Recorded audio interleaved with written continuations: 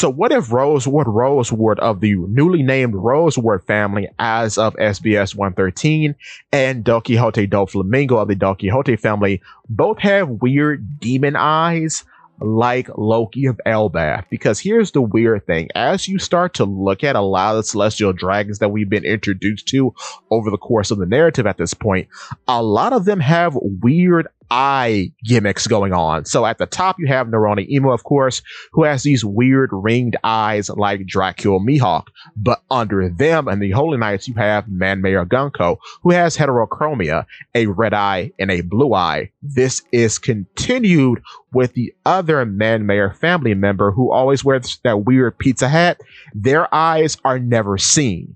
They're always hidden, which is odd, making them a weird pair with Gunko because Gunko's mouth is always hidden, which I always found odd. But moving off of them, when you look at Satchel's Maffey, a new member of the Holy Knights that was introduced in the God Valley flashback but has not appeared in the current story, she seems to be an Oni of some sort, but her eyes are hidden under sunglasses, so we don't know what her deal is. But looking back at Rosewood and Doffy, they have a lot in common, and it's weird that they meet up narratively in a lot of beats in the story because, okay, the initial celestial dragon family that introduces the concept of the celestial dragons are the newly named Rosewood family. So that's Rosewood, the patriarch, Rosewood Shalria, his daughter, and Rosewood Charlos, the ugly fat guy that gets punched by Luffy in Sabaody Archipelago, right? Okay. So what's weird about them is that they are in Sabaody Archipelago and they're toting around Jean Bart. Jean Bart would later join the Heart Pirates under Trafalgar D. Water Law, and of course, Law is associated with Doflamingo. But they go shopping at the auction house.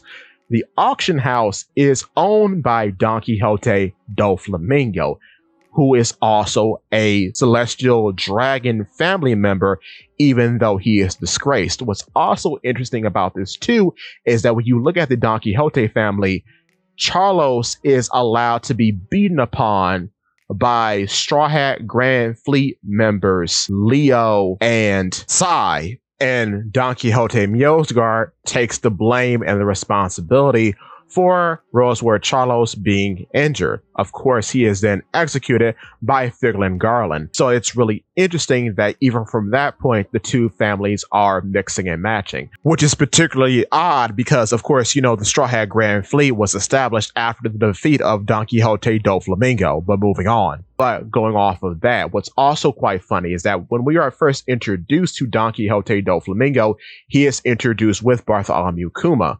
Now, initially, when Bartholomew Kuma was inducted into the Warlords, Doffy saw himself in the man because, of course, to him, based on the story that was presented in the paper, Kuma had done similar things to Doffy. He, too, had taken over a kingdom and shunned the king from his right to rule, with Kuma presumably killing King Bikior, much like how Doffy made King Riku slaughter many of his people via the power of his string fruit. So, going off of that, it's quite funny that the two were introduced together, but then Saint Rosewood, way later in the narrative, is using Kuma as a horse. So it's funny that both Rosewood and Doffy have a relationship with Kuma. Doffy being introduced alongside Kuma in that infamous anime scene, which is quite funny. I'll put a picture of it here. But then we see Rosewood riding Kuma like a horse later on the narrative. So it's weird that both Doffy and Rosewood have this particular relationship with Kuma. One seeing him as a great villain, much like himself. The other seeing him as a slave, as he was originally, which is quite sad. But you should not hide your eyes. You should actually show me how hard you can click that like button and that subscribe button and use your observation hockey to find that hype button. It's very much appreciated. However, the reason why I'm singling these two out is because, much like Loki himself, they seem to be the only ones who hide their eyes, as other members of their biological family presumably don't hide their eyes like them. So this presumably could be some sort of special gene that only shows up once in a blue moon if certain requirements are in the gene pool. So, looking at Loki. Loki is the only one who has these eyes. Howardin, his older brother, does not. His mother, Estrid, does not. His father, Harold, does not. So that's interesting. So, much like Loki, when you look at the Roseward and Don Quixote families, only Roseward himself and Doffy have these eyes. Roseward is the presumed patriarch of his family, but you look at Shalria and Charlos, his children, they don't have these eyes. But then looking over at the Don Quixote family, who is quite a large celestial dragon family, the largest we've seen. So when you look at Doffy's brother Rocinante, even though he hides his eyes in his youth, he doesn't have his eyes hidden as an adult. Then you look at Don Quixote homing.